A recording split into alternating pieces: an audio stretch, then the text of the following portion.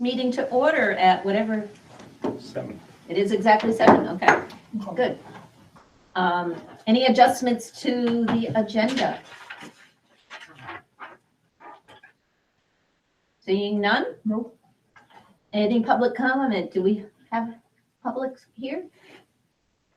No, we don't have anything. Yeah, okay, that's easy. Approve the minutes from January 2nd. So moved. Do we have a second? I'll second. Okay. Thank you. Okay, all approve? Thumbs up? Yeah. Yeah, okay, Aye. thank you. And then we also have to approve the minutes from the special meeting.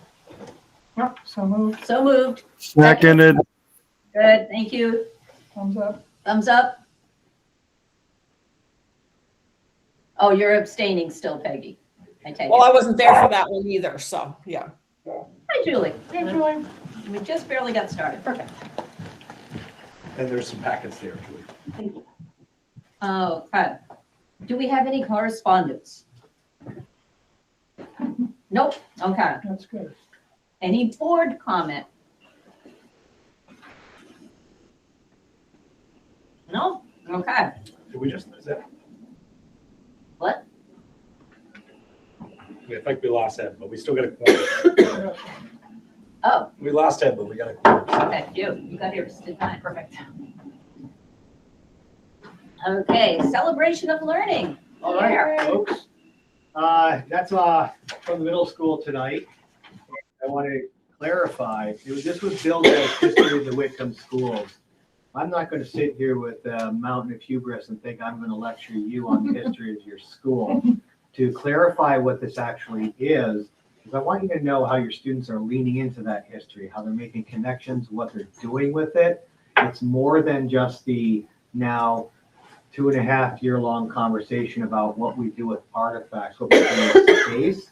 I want to give you a snapshot as to the work they've put in, where they are now, and where some of the future plans are, and hopefully leave you with a kernel of how the investigation into their place, into their history, has led to a whole different path of inquiries, and has, in my opinion, led to students taking ownership of their space, of their school, and of their future.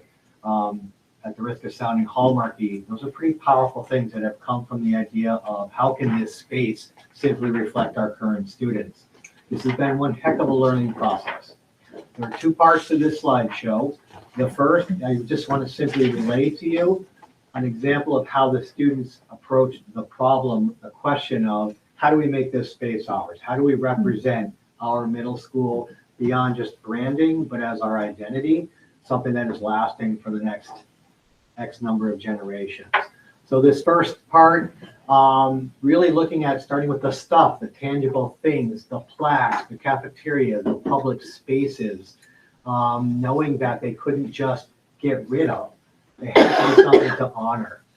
So what they approached this with is the mindset of how can we curate? What does it mean to be a steward of, to be a curator of history? It means you have to learn something about it. You have to have a place to start from. So we can walk by things every day and be completely blind to them. They become part of the background noise. Our students are doing something different. They're wondering, who are the people behind these awards? What were the values that led to someone being recognized year after year after year as a namesake for a plaque, for example? They approach this with identifying, well, how do we make this kind of change in our community? I'm going to have you pause right there, please. How do we make this change in our community? Well, we have to first engage the community. We've now had this as a conversational topic at 4 different community conversations over the last 2.5 years, previous 2 years. And while numbers were small, people that showed up had strong opinions. This is their history the students are trying to uncover and trying to work with. And they took a lot of the comments, the criticisms, constructive, all of that feedback, that gift of feedback to try and craft their path and inform what it means to be a curator of their own history. This first slide, this green slide is an example of how they've baked in their history to the student leadership opportunities. For clarity, we have two student groups. One is the Culture Climate Committee, who is primarily focused right now on creating a better environment for students, of which the front lobby is a part of that project. We also have student ambassadors who are the face, the voice when we have school tours, when we have an opportunity to host people. So that's not just prospective students, but parents. They've run tours dialed into a science. Recently, this year, we've had two community conversation events that are coffee and cannoli with me.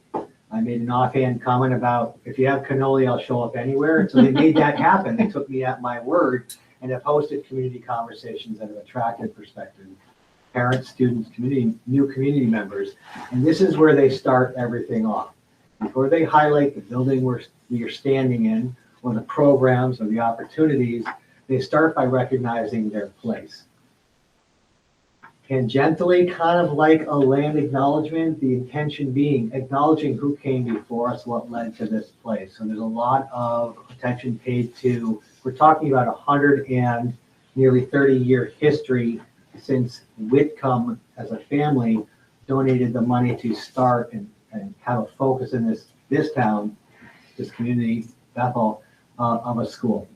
What you see there is the, again, I'm not trying to tell you your history. That is the building that once stood where the band shell in Bethel is now. It was the second Whitcomb High School to be built. It was built right at the turn of the last century, the 20th century. And it stood on that spot as a high school until 1950, when the building I currently work in was constructed. That was turned over, as I understand it, to an elementary school that lasted until the principal at the time was Bucky Isham, and it burned in 1971. At that time, things were shifted to the campus I currently have. So that is baked into every one of the student ambassador tours, conversations. We know the place we're in, we know what it's attached to, and that this community, now extended to South Royalton, students from Sharon, Rochester, the value is we care about education. And that's what they first portray to prospective new parents. Next slide, please. What it dug into, and these are things you could find if you knew the questions to ask. These aren't hidden pictures. In the upper left corner of that, you see that building. This is a photograph taken before 1910, pre-World War I, shortly after Whitcomb had been built. In the bottom right is a place some of you may be aware of, now called Babe's Bar. That is a depot in Bethel. And that kind of unique perspective spurred a lot of conversations about what was the kind of industrial history, the commerce history of Bethel. What you can't see in this picture, but is captured in others we have at our fingertips, is across the road where our current athletic fields are, was the fairgrounds, the horse racing track. And so again, spurring questions about how this community has changed over the years. Next slide, please, Calvin.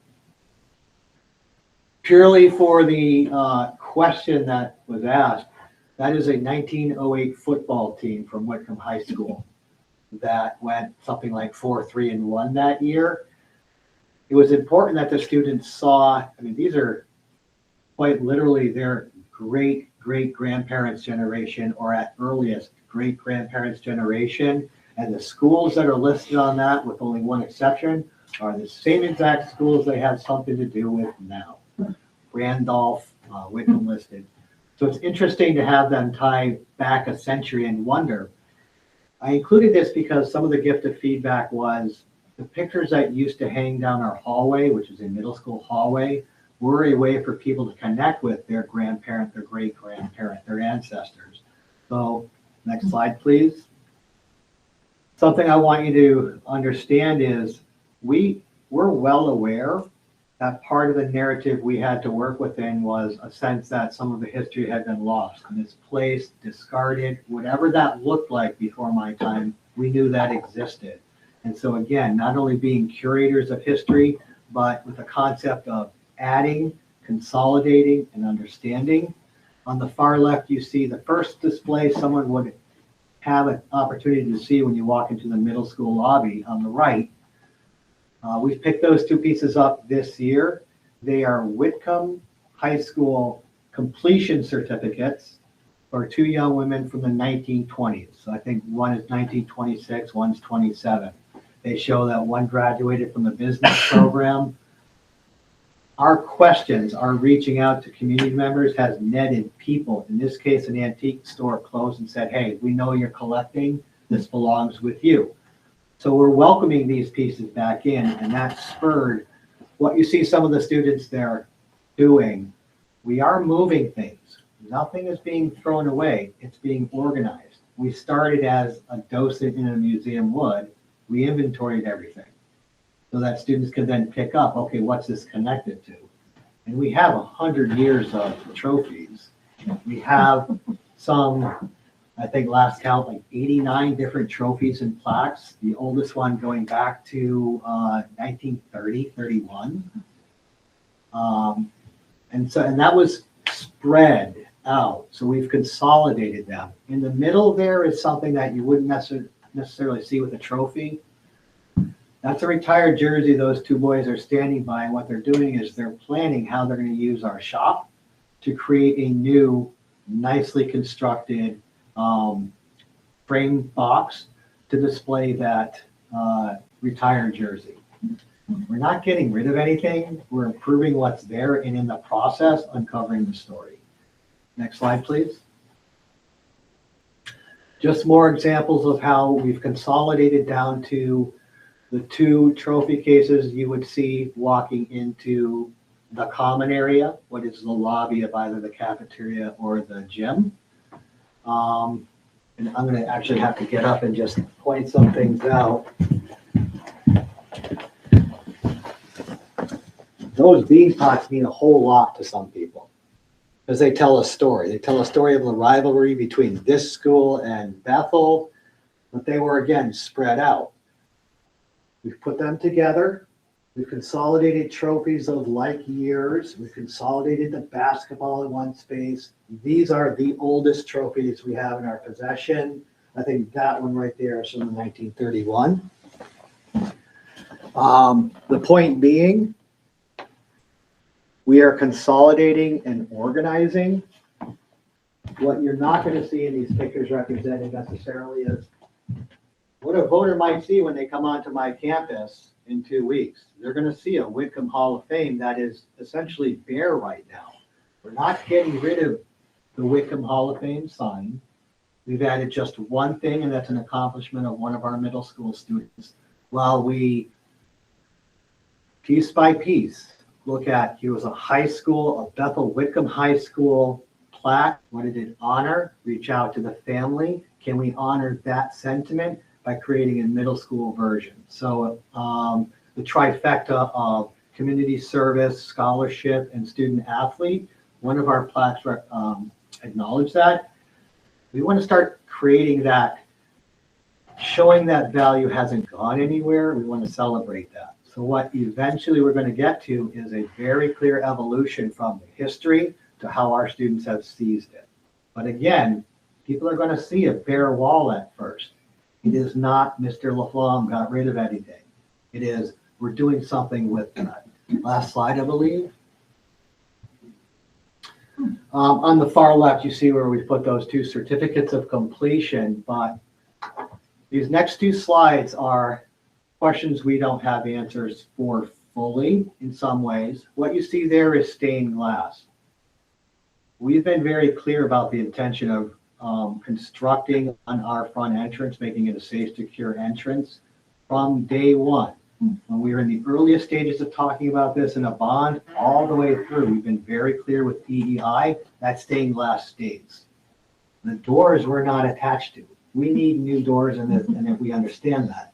But we've been very clear not to disturb that stained glass. It's part of that building. Any idea how long it's been there? That I don't know. I honestly don't know. My guess,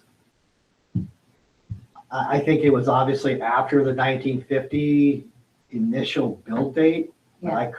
I couldn't tell you for sure. I had to wonder if it was possibly in the 70s when they ended When they up. did the rebuild, Yeah, I was curious about that, but points out something that's come out of this. The conversations you can have with people. I had one today, like, have you lived in this town since 71? Well, yeah, I was here back in 63. Tell me about the town, how it reacted to the school burning. Like, talk to me. They're conversation starters. The last slide I want to show you is kind of the hidden history. What you may not be able to clearly see in our main lobby is the Booster No, Club. it's the They have a Booster concession stand. It's a small closet. The walls inside are absolutely covered with 50 years of graffiti. There are times when someone is waiting for a kid to get done practice. On several dozen occasions, I've brought a community member in and said, what does this mean to you? I'm like, oh, that's my buddy. You know, what class are you from? Oh, it's class of 80. Well, that's on this wall right here. We don't know how to answer all the questions about how to be true docents, stewards of our past. So that's the work that still needs to be done. If you hear nothing else from me, it's important that you hear your students have leaned into this. They've taken it on as a mission. They're talking to people. Last year, we did a whole host of interviews behind the plaques. Who was this picture? Why was it important to you to have your family member immortalized and then have people recognized? They're asking those questions, which from day one, the mission has been, what were the values that built this system and how do we maintain them? And digging down to what those values are, again, the importance of scholarship balanced out with being a student athlete, student coming first, and being a contributing community member. It's one of those things we've kind of pointed the students at and gotten out of their way. So again, two groups I really want to point out, our Culture Climate Committee and our student ambassadors. Two adults, a number have had a hand in this. Mary Shell being a prime motivator for getting this off the ground. Melissa Purdy, my health teacher / eco teacher / equity coordinator / leadership team member. And Nicole Lamoff, my student counselor. They each work with one of those student groups and make time to make this work a priority. Nice. So again, not a lecture on your history, but hopefully you have some understanding of what your students are doing with your history. Thank you. That's great. Very cool. Much better than the things that got thrown in the dumpster before you arrived, that somebody else dug out. Did you ever hear of that? I have heard that. I have been accused of being the next in that chain, and I want to be very clear. Before I was an educator, I worked in a museum. So you would I am a have. museum rat through and through. They're now in the Conservation, town hall. They're hanging in the town hall. Those pictures are. Many are. Because you mentioned it, one of the, and I doubt she would have a problem with saying it, one of the people who were skeptical of what I was trying to accomplish was Joanne from the Historical I was Society. going to say Joanne Marshall And she- probably does, yeah. She engaged in deep conversations with me. She warned me, there's a landmine right in front of you, buddy. You might want to step to your left, figuratively speaking. She stayed in that conversation, and what's grown out of that is she's offered to bring one of my teachers around to look at all of the old one-room schoolhouses while they still are standing. Oh, wow. We have students lined up to go there and do archival kinds of projects. Nice. Completely untapped or not tapped enough resource that's grown out of what could have been a really challenging conversation. And I find more and more community members, when they realize we really are trying to celebrate and protect. Sorry, thought my phone's on. We're trying to celebrate and protect. They're leading into the conversation and they're, oh yeah, I remember that person on that plaque. I can tell you about the winter in 77. That was my brother. We're having more and more of these rich conversations come from, I mean, I'm a guy in a tie. I'm an outsider. I get there's going to be an obstacle to that conversation, but that obstacle is removed when you have a 13-year-old in front of you saying, tell me about your history. Mhm. Very different conversation when it's owned by the students. Yeah. I wondered if maybe on town meeting day, would some students be interested in having a table and talking to the public about memories of high school or something, or having some journals out, or I don't know if anyone would be interested in that, but Bethel does, all the tables. That would be But that could be a really interesting way to, Well, Get I more love the people. idea. As it happens, some of the people that are going to be providing some volunteer service or childcare for community members are the very same students that are behind that work you see. I will make sure to mention that genius idea. I'm not saying that to blow smoke your way, that every opportunity we have. I Right, appreciate that. and they'll be in the building, Yeah, they'll maybe be seeing things moved around where they haven't been in the building yet. it does make our So- mission clear if they're sitting there front and center Yeah. having that conversation. I appreciate that suggestion. That's great. Okay, thank you very much. Moving right along, superintendent's report. So you have my written report. I do think there'll be an article in the Herald this Thursday highlighting all 4 of our upcoming district votes and budgets and impact on tax rates. No one showed up to my drop-in session on the 13th. And so I did take the opportunity to record a video specific to the RUD tax sheet and how we get to your finalized tax rate and what's really impacting that. Specifically the drop in the CLA in Royalton, and try to lead them through that really is the driver. And also highlighted, the revenue that you're bringing in as a district now, over 1.3 million. So that video went out yesterday. And so hopefully folks will take the opportunity to see it. I know Sharon just started getting their mailers yesterday, so my hope is that you'll start to have them arrive in your mailboxes within the next couple of days. The other things I just wanted to highlight is there was a really good Valley News article on the Waterman campus. If you didn't get the Yeah, that chance, was please take the great. time to look at that. And if folks, ask, we at this point have 5 out of our 6 districts have students being served via the Waterman campus. Wow. So it is far-reaching across the SU. And then I was able to connect with some Royalton residents actually at the Tunbridge Recreational Breakfast on Sunday. Chair Peters did a really nice job testifying to Senate Ed on Friday. I'll have some updates about some maps that came out in Senate Ed today. And I'll take any questions folks may have. I have another drop-in this coming Friday, so maybe folks will join. It's virtual and in person. We have donuts and coffee available. Do you see it as a good sign or a bad sign that no one's coming? Typically, I actually see it, the talk about budgets across the state in general are quiet right now. I don't know what that means. I think part of it is ed spending statewide is at 4.1%, and the governor projected it to be, more in the middle 5s at the December 1 tax letter. I think that's why he's not talking about it as much. You don't hear him out saying that budgets are way up right now. So, because the truth is they're not. And so, I don't know what that will mean. I also think, in general, voters across the state, I think, are trying to wrestle with budget votes. What does it mean for taxes? Act 73. Yeah. I think they're weighing all those questions right now. But in general, it has been incredibly quiet in regards to direct questions about budgets that I'm receiving. I don't know about the rest of you, but it has been really quiet compared to prior years. There are people who have formed opinions who don't want to have information. Well, I definitely think Not lots of- I definitely think there are some people that Sorry. think taxes are too high, right? And that we need maps, and, they'd share those sentiments on the SU page and or on, your community town Yeah.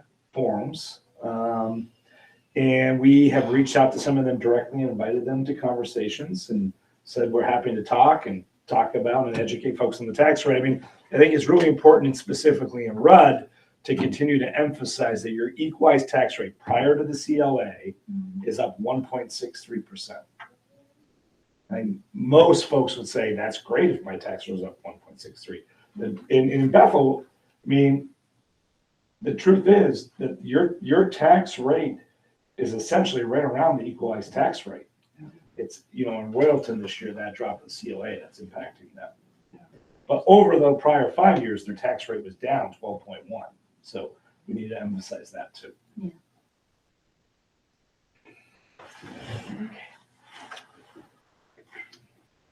Okay, any questions for Jamie? Okay.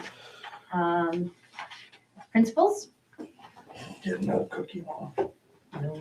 So we have two parts of a report to share with you today.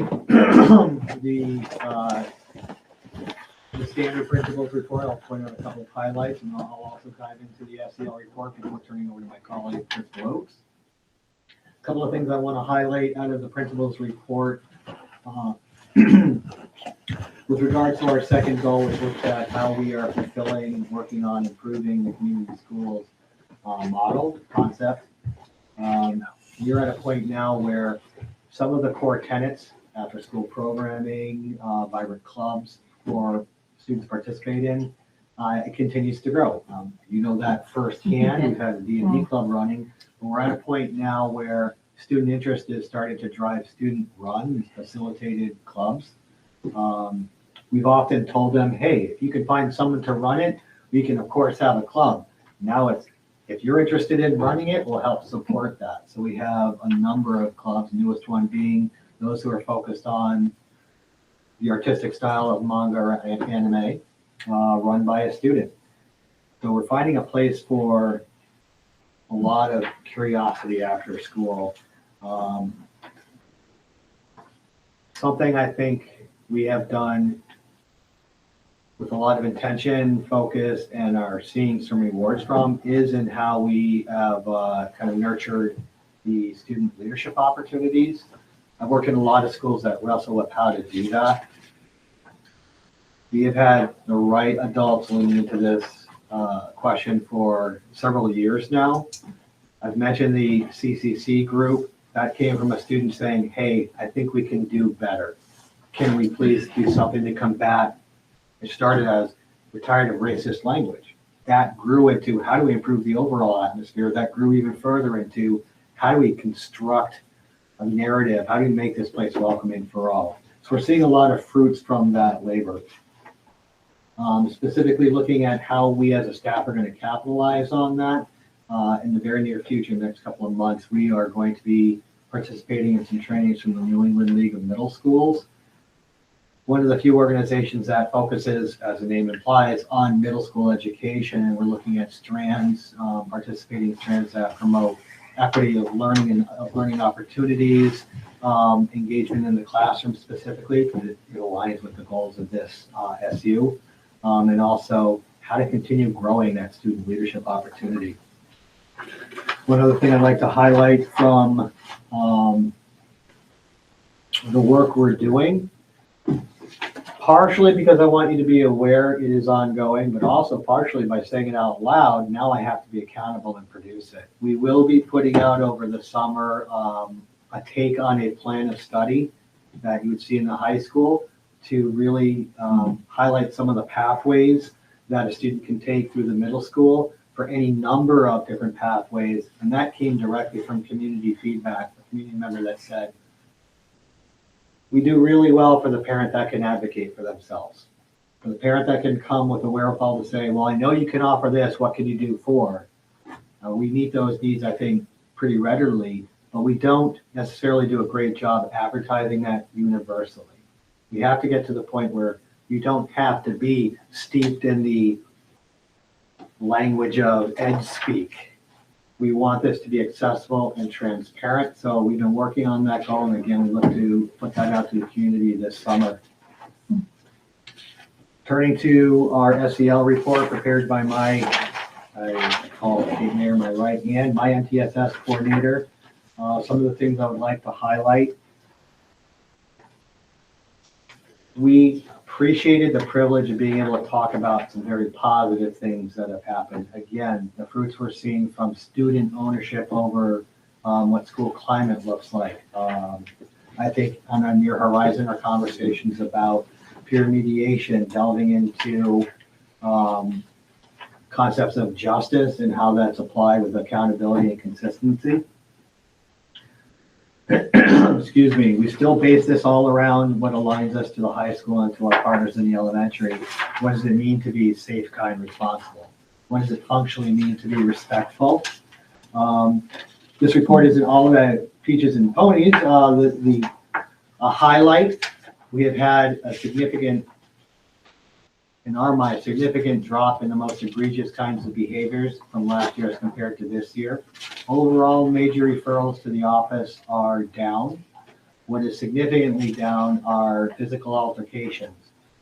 From day one of year one, we focused on that as the first fight to take. Not to be jargony, but we moved things upstream. Rather than dealing reactively with the fight, we dealt proactively with it. You keep your hands off each other. You may not take someone's hat off their head. You may not shove someone into a locker. We treated that with a high level of seriousness. I think that you see that in the reduced numbers. Each year we've tried to focus on another bite. This year, the current focus is on not just some missing executive functioning skills of our sixth graders, things we can directly teach, but also habits, behaviors that impact the classroom learning environment. The number one reason for a write-up in our school, and in particular in that younger cohort, is talking over the teacher. It could be listed as disrespect, defiance, disruption, but functionally, it's the amount of time it takes to get the class on task. Hearing the teacher's voice, not talking over them, things that we in our social compact might take for granted. So again, moving upstream, treating that with a little bit more seriousness. We're trying to reduce that while also teaching, okay, you keep doing this, how can we do it differently? So again, overall, you see on this bar chart, it doesn't seem statistically significant. What it's not representing is the level of very egregious behaviors has dropped significantly.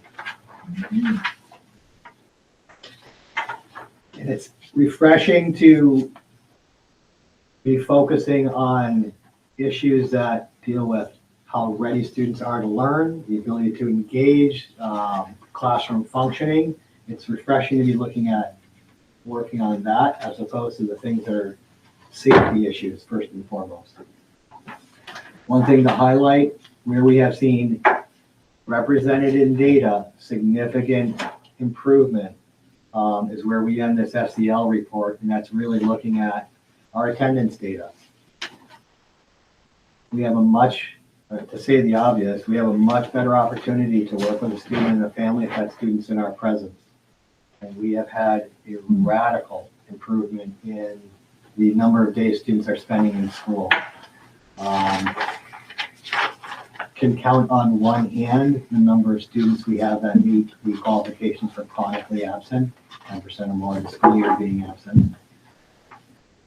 On one hand, that was not true when I first started. It's not true in most other places.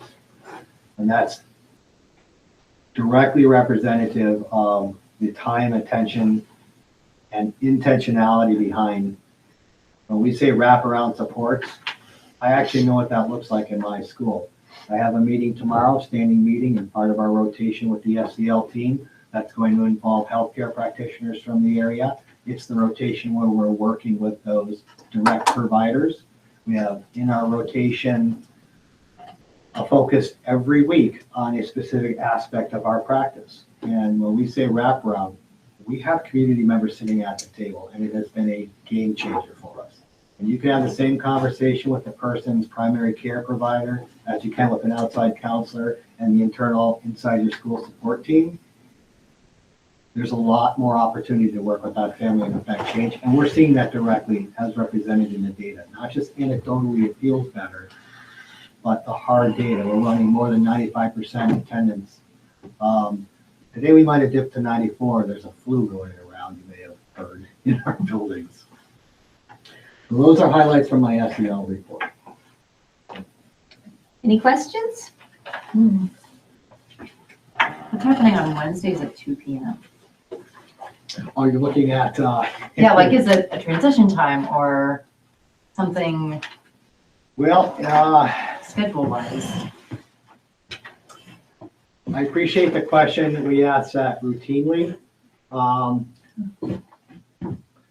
don't want to be trite or downplay and say, well, we're just out of gas at that time, but we were recognizing that in the flow of the day, our mornings have a rotation for content essentials classes. So there's high interest, there's a rotation of things, a different pacing. We get past lunch and break, now you have 2 core classes in a row, energy starts dipping. Some of the ways we've addressed that is looked at how we use the 10 minutes after lunch and break, for example. We call it everybody reads, but in reality, it's everybody regulates. Kate did allude to it in the self-sale report of how we're looking at breaks, when we structure a student break, who that's with, how we time it out. And we have paid a lot more attention to that transition between the 3rd and 4th core of our day at that 2 o'clock time because of that glaring number. That is the pinch point. And again, the behaviors there are the not attending to task, not in the right place at the right time. It just took 10 minutes to get down the hallway to your next class. Those kinds of behaviors. So that's where we're focusing, again, a lot of attention on break or training. Okay, let's practice how we walk into this class. Let's go over the expectation. So that's a lot of the work that's going on. I did appreciate reading about the breaks seem more equal to all type of learners and not just maybe the ones that are squirrely. Well, I'm glad you caught that. Yeah. Something I've heard in virtually every system I've ever worked in is students who don't on the surface seem like they require a break to talk purely in stereotypes. They see a student who's dysregulated, who's having behavioral challenges, who's posing a challenge to the classroom functioning. Will they get a break? And that is the paradigm a lot of schools operate by. The squeaky wheel gets squeaked. This year especially, and again, it came from a student pointing that out to us, like, how come them, not me? So we've built in breaks. And with the students who we've offered that to almost as a universal starting point, we've seen higher engagement in class. The grades have gone up in some cases that we've tracked. So I appreciate you catching that. That was a systemic change Kate implemented this year. I'll tell you caught that. She's proud of it. I'm Yeah, sorry I was it's a- remiss in not mentioning it. Yeah, it's a good thing. Yeah. Any other questions or comments? Thank you, Pierre. Thank you. I'll start with the high school SEL report first. One obvious takeaway is our behavior observation data is way up this year. Number of major referrals. And, we've reflected on this internally with our staff and myself. Heard a lot of feedback from students, teachers, the community last year through the interview process around concerns about discipline and people maybe getting away with things or there not being enough structure.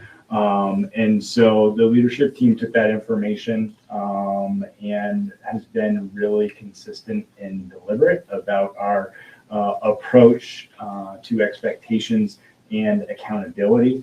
And so I think that what we're seeing in that data is just a little bit of a shift in the way that we document and look at and kind of follow through on some of these things. Not that the hallways or the outsider who's in our school would notice or see big concerns. And I want to point to 2 other data points that I think really support that.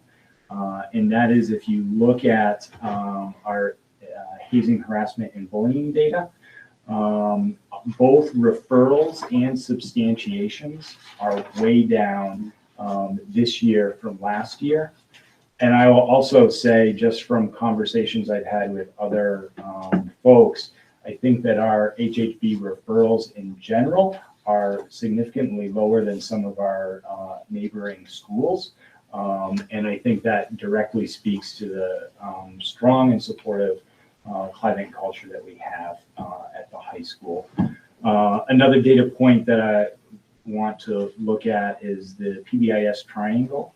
And what the folks at PBIS say is for any given school, you should have more than 5% in tier 3, which would be 6 or more referrals, no more than, I think it's 15% in tier 2, which would be that 2 to 5 range. And then everybody else should fall in that universal range. So even though our referrals have gone up a lot, we don't see any disparities or things jumping out in the way that those are kind of divvied up across the student population. So, and then lastly, similar to Pierre, our attendance this year has improved dramatically. We had a goal of reducing chronic absenteeism by 10%, and we've met that goal at this point. So we feel really good about the efforts made there. I'll just jump over to the board report and pull a few highlights out of there and then answer any questions that you might have. But we had 6 students from our music department were represented at the Winooski Jazz Festival a few weeks back, which is always a great celebration for those students and representative of the school and the work that our music department does. At the last week in January, we had a group, Sweetheart and Heroes, here for a 2-day workshop. Started with a school-wide assembly. It's about 2 hours long with 2 speaker presenters. And then each of them remained with us for the rest of that day, our faculty meeting, and the following day, and facilitated circle conversations within each and every advisory group in high school. So that was 17 different circles. And this was really an effort to look at climate and culture, specifically talk about bullying and ways to interrupt, prevent bullying from happening. But the circle is just a really strong way of creating connection, facilitating conversation, and the depth in which both students and staff engaged in those opportunities to build connection, to reflect and to share with one another was truly profound. The presenters came out of seemingly each circle just raving about what had been kind of unpacked and discussed in the previous circle, and the feedback from them, as outsiders that travel all around the country and even the schools internationally, is that we really stand out as a school that has strong climate and culture, that staff are passionate, that students are well cared for, engaged, and feel safe. And so that it just felt really amazing to have those outsiders that are in this field be able to speak to something that we internally know and feel, but sometimes it's your own house. It's hard to judge because we have our own biases. So that was great. And I had, coming out of our assembly, I had 8 different students that reached out to me by email with enthusiasm, thanking me for bringing them, which is pretty uncommon for students to send an email of thanks in that sort of setting with that quick a response. One of them even commented, it was well worth the money. And this cost this district no money at all. It was through a partnership with Key Chevrolet of White River, who sponsored this and had a book signing and did some publicity. Their sales manager was up here for part of the day as well. So really grateful for them and their support of this. I know that the Chevy dealers of the Northeast are kind of making opportunities for them to be in various schools around the state and region, and we were pretty fortunate to secure that. Any questions for Shane? I have a couple. I get really into SEL data because I feel like I can't learn this stuff isn't solid. Sorry, everyone. So one question I had was, I hadn't noticed this last year, the students receiving substance abuse professional supports. Is that an average, or is that like a typical number, or is that high this year? Or I don't remember just It's about having the any baseline of that number. Yeah, it's about the same as last year. Okay. So we've had, this is the second full school year that counselor has been in that position. There have been some turnover, vacancy in it the couple years prior to that. So it's a well-used resource within the school. Michelle's able to do kind of drop-in preventative counseling as well as directed supports for students that are identified that maybe need it. She also does some executive functioning support as a harm reduction and risk prevention piece with some students. So, and she's also very involved in our one of the co-facilitators for our counseling corner, which is part of our elective seminar offerings that happens on full day Fridays, which we have seen really increase student willingness to engage with counseling support staff, both the SAP and our school-based clinician. They're seeing more drop-ins, students who are curious and then self-referring or asking for counseling. So the ways that they've been integrated and kind of accepted and utilized by the school are pretty impactful. Is that, I don't know if you know this, is that number like typical for like schools this size, or is that higher than most, or is it lower than most? I'm just curious, I just don't remember this Yeah. number. What is our total number in the high school, do you know? Student, Yeah, it's like 222, So that's almost 226, somewhere in 10%. that range. Seems like a lot, but yeah. Based on my experience as a high school principal, that seems pretty well. is it? Okay. 10%. I think if you were to look at, and our YSRB data will be coming out later in the spring, that'll report student risk or engagement levels with substances will be pretty eye-opening for folks. Typically in the 40s. Yeah, 50s. I was gonna say 50s probably. So it's certainly an area that impacts our school on a daily basis, whether we're talking about students themselves that are struggling with, experimenting with substances to self-regulate, to escape things, whether it's their family units that are impacted by it. It's can have a secondary impact on students. So. And then my other question was, I remember when the schedule happened, we were talking about that last year. How is that I was concerned about that break time and what would the behaviors be like at that break time?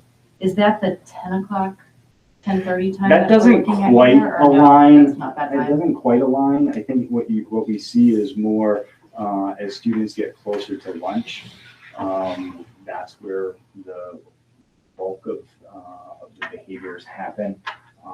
But I don't feel or haven't seen any evidence that that's directly related to the break. I continue to hear feedback from students that they want more time between classes, that transitions are hard.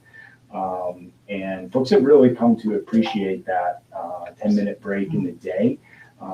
It's a great time to quickly check in with other teachers and things and not be as rushed.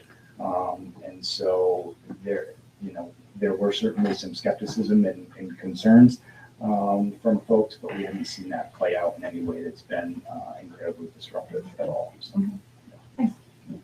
Any other questions or comments? Okay, thank you, Shane.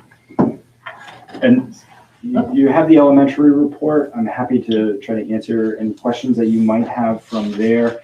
I noticed that the elementary behavior is way down, 24% reduction. And I just want to make a plug for the elementary SEL team. They're a well-oiled machine that does amazing work. And so from a systems standpoint, I trust that report is really solid and accurate, and I know there's a tremendous amount of planning and intentionality that goes into all of their SEL efforts at the elementary schools across both campuses. So. Thank you. Anything else on that? Okay, we have a written report from Tara. I'm happy to answer any questions if you have any. You are. First under the weather.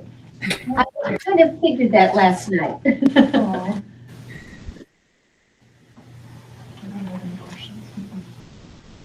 No, looks good to me. Thank you, Tara. Go back to bed. Fluids, lots of fluids. Okay, policy committee. So. You got Hi, I am here. Sorry, just virtual here. So up for tonight, we have C33 and 36, which we discussed last month. I haven't heard any feedback from either our side or from the larger policy committee, unless anything happened yesterday, Jamie, but I don't think anything did. Those policies have been approved by everyone but you at this point. Yeah, Okay. we're the last ones. So so that's up for tonight. I don't know if there's any discussion that you want to have now beforehand. But that's what's going on with that. And then you'll have your first reading of the policy C37, which is student use of cell phones. One thing we did discuss at the prior policy meeting, there is language in there that really sort of was one thing I was concerned about was it's not just exclusive to actual mobile telephones. It's also, things like iPads or, newer generous smartwatches, that sort of thing. So another important topic there is that does not spell out policies or procedures for individual schools. Is the overarching policy that says that, the school shall establish X, Y, and Z related to how this works. It doesn't say that means that Shane is in charge of confiscating all devices. It's nothing like that. So just have a read through, and if there's any questions, send them my way. Thank you, Dave. So do we want to act on this I right think now? we should move on. at You least should the move first two. 33 and 36. So do we have a motion? So moved. Second? Seconded. Okay, thank you. Any discussion? We discussed and discussed. Yeah. It's been discussed to death. Okay, all in favor of approving these? Aye. Aye. Aye. Okay, they are Thank you, David. done. Thank you very much. Yes, thank you, everybody. Question about the cell phone policy. Is there talk of expanding that to the bus or field trips? Other places not, it just said like arrival and dismissal, but what about I don't think the so. other times? So it does talk about We have a procedures. procedural issue for the school to handle because that really is going to be up to the individual school. And Jamie, correct me if I'm wrong. I believe that technically speaking, the definition of the school does expand to field trips, etc. So- Much like when we refer to like the weapons policy, like you can't have your pocket knife on a field trip just because you're not in a school building, right? Yeah, so under 4, it says details regarding supervision on field trips or how district operated after school programs handle student access to cell phones. That's under procedure because this policy aligns to state statute, which speaks specifically to the student day. Okay, So if a student's traveling on a field trip, that would be part of the student day. There could be times under procedure due to safety concerns. I'm thinking about some of our outings that we may want students to have a cell phone on them, right? but that's why that's in that procedure section. And would the same be for like sporting events, like? Yep. All those things, okay. Yep. And certainly before and after school, riding the bus, I bet the bus drivers really love it now that everybody's got cell phones. The monitoring, it's gonna be really tricky. I mean, for a school bus driver. Well, Yeah, no, I don't think it'll be in our procedure that they couldn't have their cell phone on the bus and it keeps them quiet. sometimes. Yeah, true, sometimes, but. And, you know, we don't have, I don't like putting in rules that you can't oversee and enforce. Right, We don't yeah, have. who's gonna bus monitor that? monitors. We don't want bus drivers having to pay No. attention to who's got a cell phone out. I need to be a bus driver. Now, back when I coached here in 2010, the kids couldn't have their cell phones out before a basketball game. They had to be put away or coach took them. Yeah. Uh-huh, I don't know what we do nowadays, but that was Jamie's rule. uh-huh. That was Coach K's rule. So, Oh, but well. we'll create some procedures around. Yeah, okay. Okay, moving right along, Act 73, again and again and again. Same old. Well, actually, I mean, there's one thing that is, I think, it's really important for us to pay attention to. Senate Ed introduced a map today that has 11 supervisory unions in it, of which we would be encompassed in one they call the Randolph Area SU. And so it's the WRVSU with the Randolph School District, right, OSSD, Orange Southwest School District, and Thetford School District, which is the same thing we saw in Conlon's map. So that seems to, I mean, if you look at a map, it makes a lot of sense geographically. Yeah. Right? And the difference between this map versus Conlon's map is it kept, Conlon ripped Granville and Hancock off of us and put them into the Harwood district, where this one kept them in RSU. The language that he also provided, though, is that it looks like they're going to strongly encourage like operating contiguous districts to merge voluntarily. Like try to place an emphasis on that, which for our district, we just got to be aware. And if that was to move forward, we're going to need to really educate our families about and citizens is a merger with OSSD, with White River Unified District. And, you know, certainly the RSCA's take and my take thus far has been focus on creating more efficiency in the governance structure, meaning increase the SU, but don't force consolidate districts within the SU. Unless they want to work together. Yeah. And that should happen voluntarily. So I need to dig in a little. This literally came out after 3, and then I had a sharing meeting at 5. So I haven't been able to dig in to what that language really says. They talked about it being voluntary. That is just a concern that I have in regards to having an SU, but then possibly a forced merger of the 2 largest districts within that SU, meaning OSSD and us. Yeah. And what does that mean in regards to their infrastructure? We know that their high school needs a ton of work. Now, we have a building here, we put a ton of work in, but if you're looking to voluntary merge, like, I have no sense if Randolph would have any desire in their kids to come down here. I think in general, I think when people think about a merger, they envision it being at exit 4. So there's just a lot that would have to be studied and discussed if that was to take effect. But I think I didn't want you to see the SU map and get overly excited when I saw that language tied with it. You know, I would say there's probably some politics in that language in regards to the governor still really wants to get us down in regards to school districts. And so I'm sure that's why that language was provided with it. You know, the good news, I think, for us is that the more and more they keep introducing different maps, the less they're coalescing around the map. Yeah. And so I think that's good news in that regard. Okay. Because, you know, the House Ed map that Chair Conlon introduced is really not getting any traction in House Ed. Okay. And I expect another map in House Ed to get introduced in the next couple of days. At least that's the scuttlebutt. So that is where we're at with Act 73. Thank you.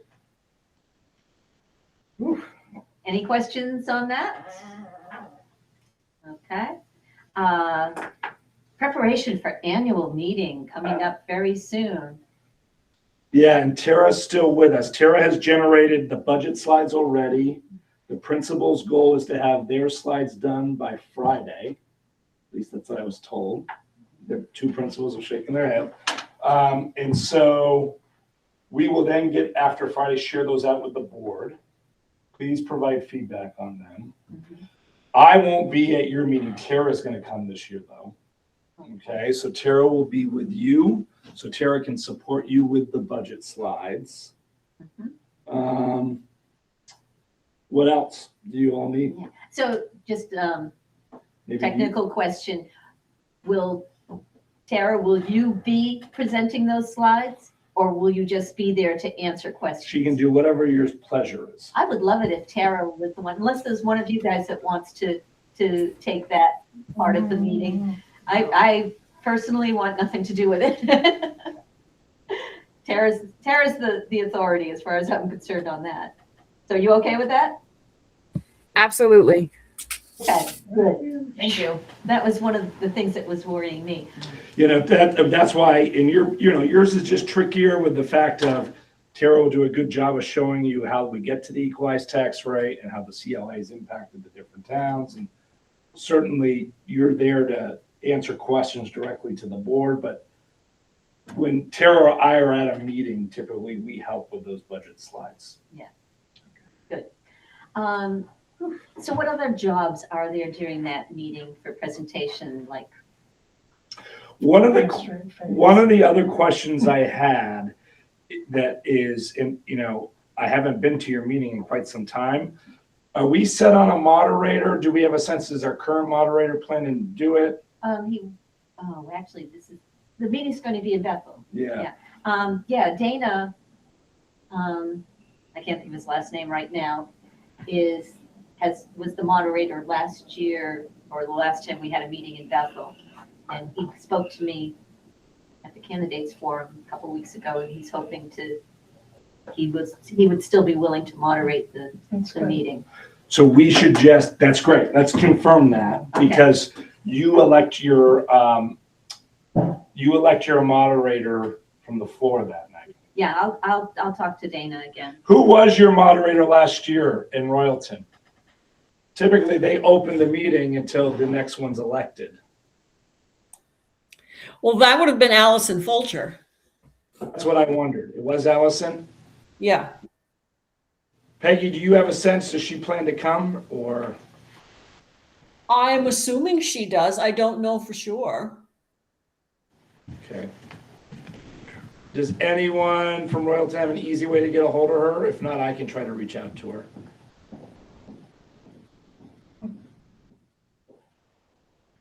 I can get a hold of her.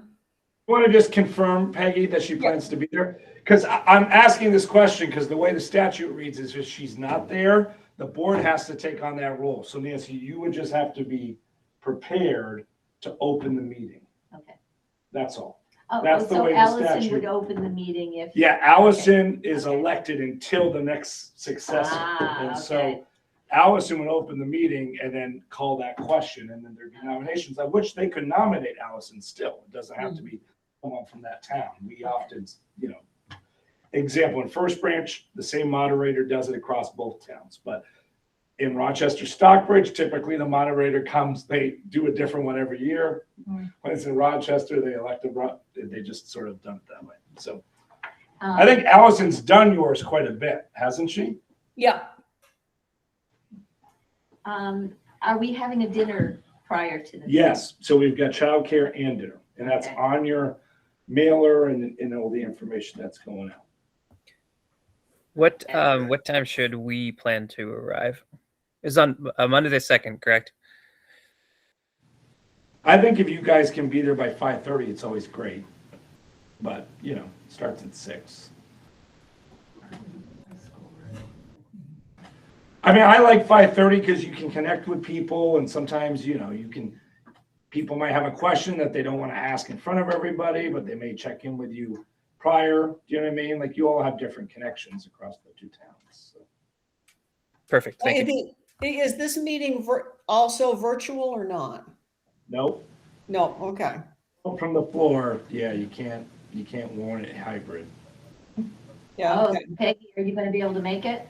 I don't know at this point. I'm not sure what my mobility will be. Sorry to hear that, Peggy. And we do have a quorum, right? That's always important. Yeah. I'll be there. You be there? Okay. Yes. David and Ed. Okay. The only other thing that I think, while we're on this, that I wanted to just mention is, anyone heard of any writing campaign for Royalton? Ed, if no one stepped up, are you interested in launching a writing campaign? I really wasn't going to. I have encouraged a couple of folks. I don't have a confirmation from them on their level of interest, but one of them engaged. Just not sure exactly whether they plan to actually do it. Yeah, it's just, they should start to get the word out sooner rather than later, like Julie did. And Julie, how many was it again? Do you remember how many votes? Like 30 or 50. Yeah, Something. It was feels not, it's like not it's that about many. 50. Yeah, I feel like, and both towns can vote on the Both Royalton towns, one, right, and so that's why it's important to get it out. Yep. Yeah. Okay. Okay. I mean, if not, what will happen is, just so the board knows, we'll reorg in March, and then we will post Mhm. in the papers and ask for people who are interested to apply to the board, Yeah. and then the board can appoint in April. Okay. Let's see. There was something else I was gonna ask. Oh, yeah. Is there a sorry to interrupt. It's just while we're still on the topic. Is there like a minimum number of write-ins, or is it literally if somebody wrote a name once, No, there is a minimum. it's probably a percentage of voters? So is it the same percentage as your what do you call it, your petition, where it's got to be like 28 names or something like that? I can't recall, maybe Tara can remember off the top of her head. I can't remember what the percentage is. Okay, well, no, that's quite all right. I just wanted to make sure it Comes wasn't in around. quite literally. Oh, this person got 3 and this person got 2. So No, I think it's like 50 to 60 for your district. okay, that's logical. So I just wanted to confirm that was how it worked. Yeah, yeah. And That's to get the consent form, but the vote's across both towns. The vote is across both Yeah. towns, yeah. Yeah. And you can do it, like, I didn't get the petition, I just did, No, you did a write-in. yeah, Yeah. so I think you did. and a- Jamie did also. I was a write-in too. Okay, That's right. So Forgot both you were. Huh? You both have been write-ins. Yep. Yep, I forgot. After everybody twisted my arm. So instead, are there any other presentations besides the budget that we need to worry about? Okay, that's it. That'll be fun. I'm dreading it. I'll email it all to you. I will just double check with your town clerks and tell you exactly based on the current registered voters, what that number is. In case anyone inquires, you have that information handy. And it could possibly come up that night even. Jamie, if you want something off of your plate, I can do that. I can contact both Carmen and Okay. Payne. Great, thanks, Nancy. Okay. Because I think, yeah, it's just good if people are interested, you can let them know.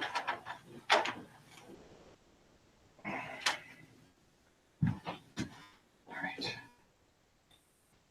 Oh, one other little detail is Carmen is the clerk of the board. Carmen does not plan to take minutes for that annual meeting. And so is there any board member interested in taking minutes for that meeting? If not, I need to find someone. There's no pressure.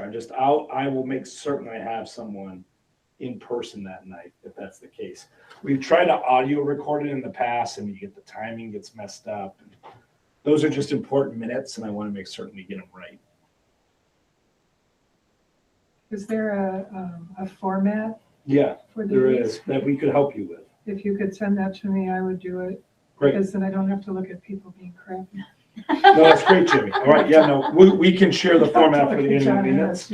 They're fairly brief. It's mostly about Okay. who motioned, who seconded, and No, I'll do it. it's not really the discussion. I'll do it. Just- That was my concern. In Yeah, the no. in your mailer, Jamie, there's also the minutes from last year because we're required to put it in each year. So that'll be a good tool to use as like what your guidelines on for what to have in there. She's talking to you. Oh, sorry, I thought it was that Jamie. Which Jamie?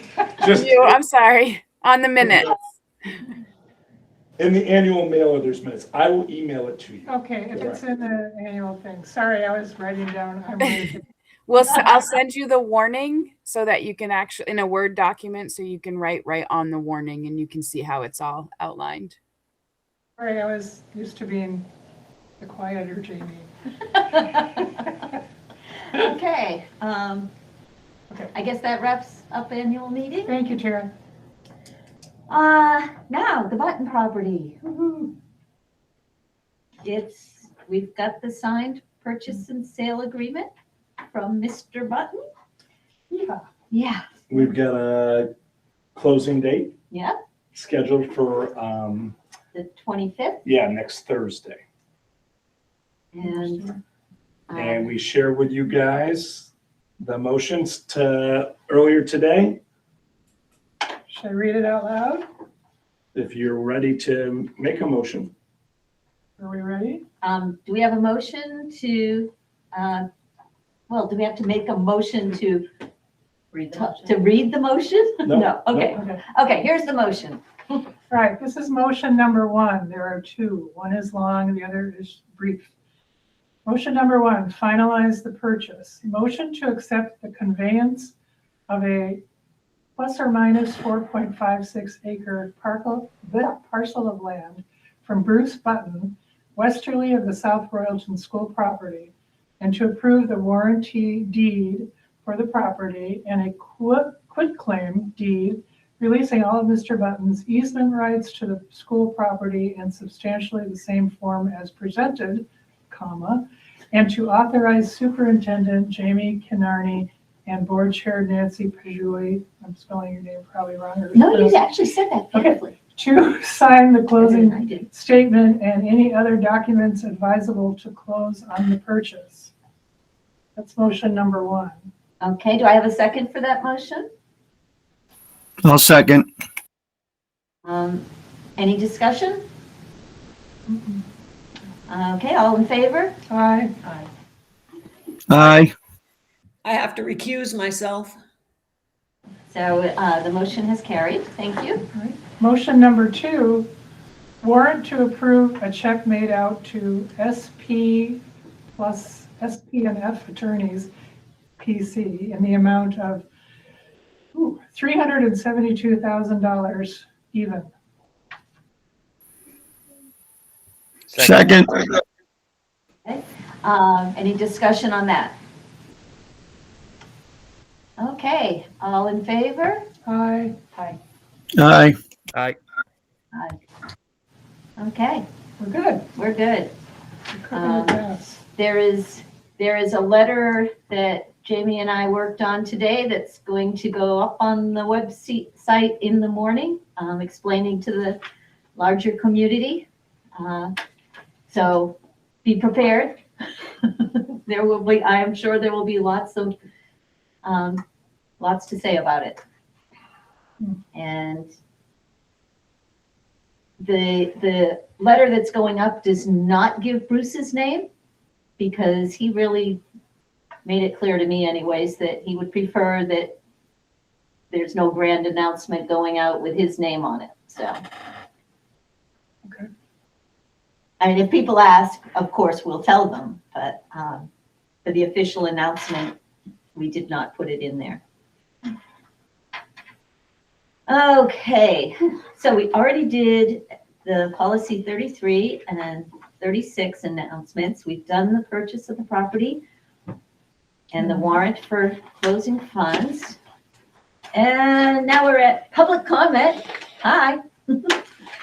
Dear public, and new hires, resignations. Nothing at this time. We Okay, don't announce long-term subs there.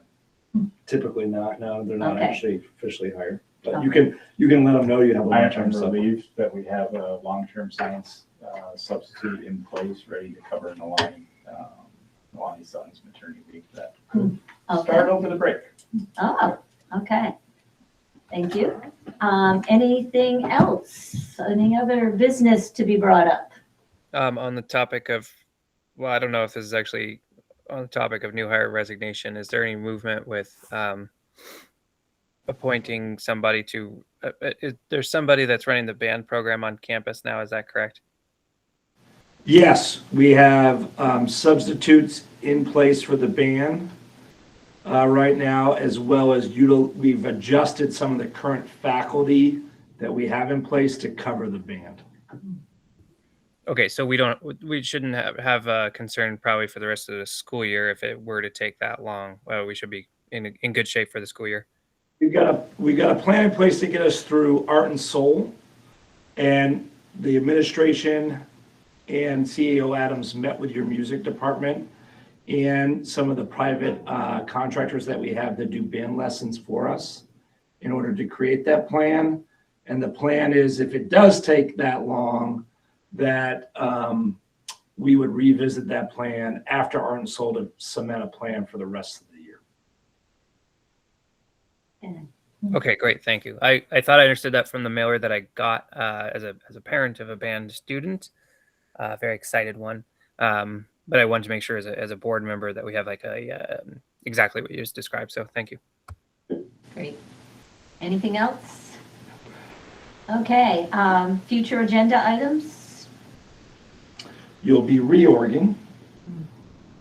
Huh? Oh, reorganizing, reorg yeah. meeting, Okay, yeah, as a board, reorganizing. yeah. Okay.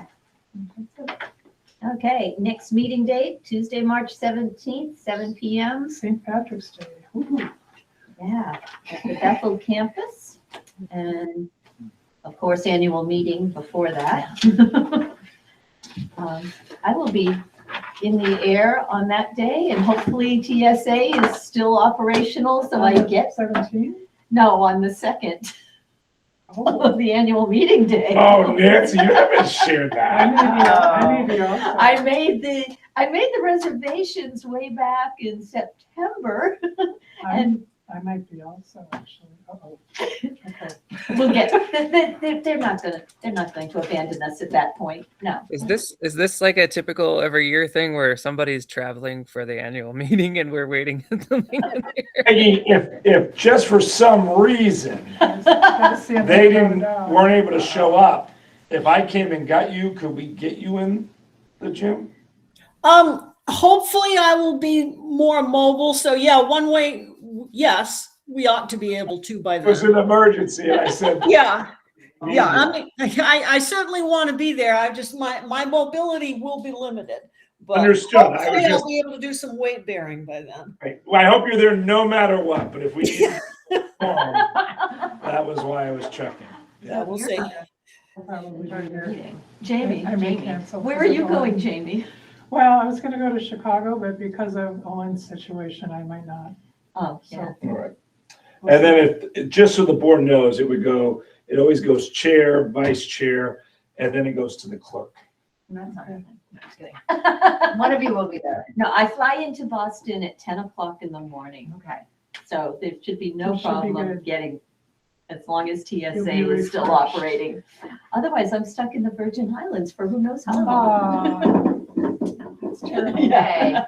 I mean, so is Grace. Do we need to vote to close or? Yeah, well, yeah, do we have a motion to adjourn? Yes. Second, anybody? Quick, Ed. Second. Okay,